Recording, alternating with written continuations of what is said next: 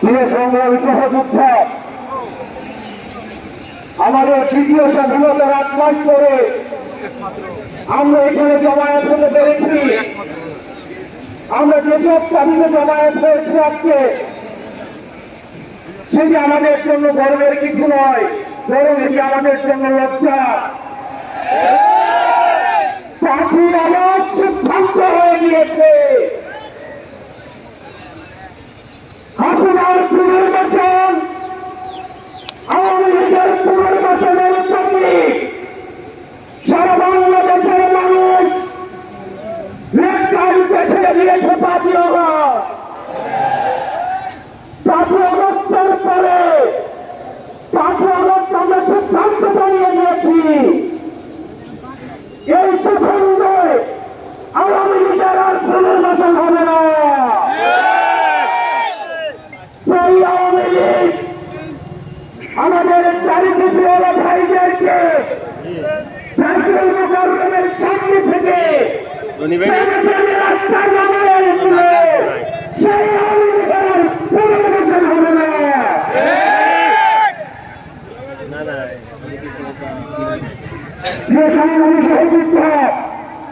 অত্যন্ত পরিতাপের বিষয়, আজকে 8 মাস পেরিয়েছে।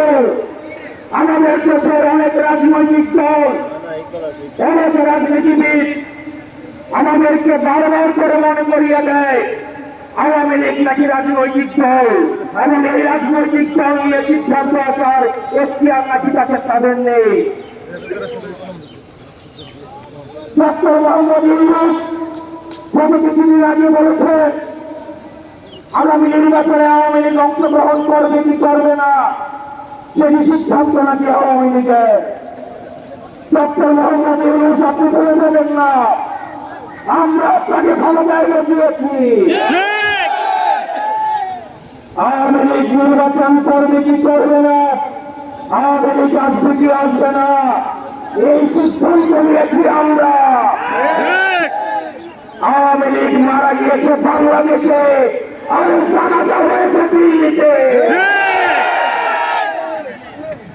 আমার ভাই আফরার এবং শহীদ আজওয়ারিদের রাস্তার উপরে তারা মিলে এই আওয়ামী লীগ বাংলাদেশে আসবে না।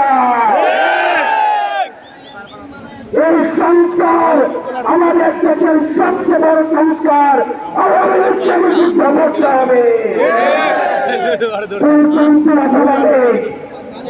আপনাদের ছেলের কমিটি ছিলেন, আওয়ামী লীগকে নিষিদ্ধ করতে হবে।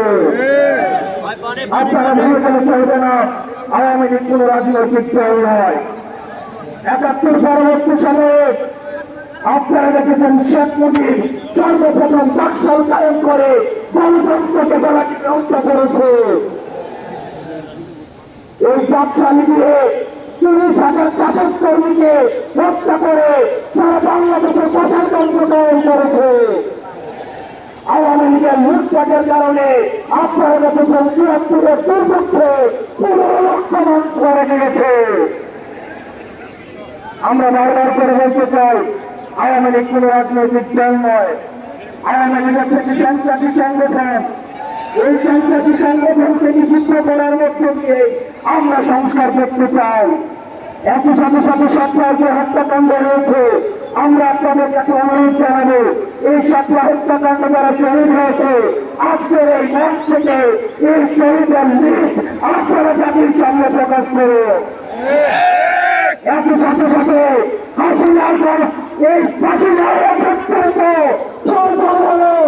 আমাদের শেষ শক্তিবন্ধ দিয়ে এই তরুণ প্রজন্ম আমরা হাসিনার ফাঁসি নিশ্চিত করা পর্যন্ত আমরা আন্দোলন চালিয়ে যাব।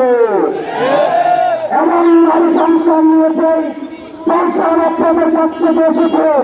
আমরা চাই ডক্টর মোহাম্মদ ইউনূস এই সংস্থার বিরুদ্ধে একটি অতি সত্তর অভ্যাস করবেন এবং অপ্রয়োজনীয় যে সংস্কারগুলি রয়েছে সেটিকে পাশে দিয়ে প্রয়োজনীয় যে সংস্কারগুলি রয়েছে সেটির মধ্যে দিয়ে নারীদের অধিকার নিশ্চিত হয়, সেটির মধ্যে দিয়ে নারীদের সম্মান নিশ্চিত হয় এবং আমাদের দেশের ধর্মীয় এবং কালচারাল সংস্কৃতির যে সম্মানক থাকে সে অধিকারগুলি সেই সংস্কারগুলিতে আপনাকে পূর্ণ আহ্বান জানাচ্ছি। আপনারা ভালো থাকবেন, সুস্থ থাকবেন, হকের পথে, হালালের পথে, সত্যের পথে আমরা এনসিপি আপনাদের সাথে সবসময় রয়েছি। ইনকিলাব, ইনকিলাব, ইনকিলাব। আসসালামু আলাইকুম ওয়া রাহমাতুল্লাহ।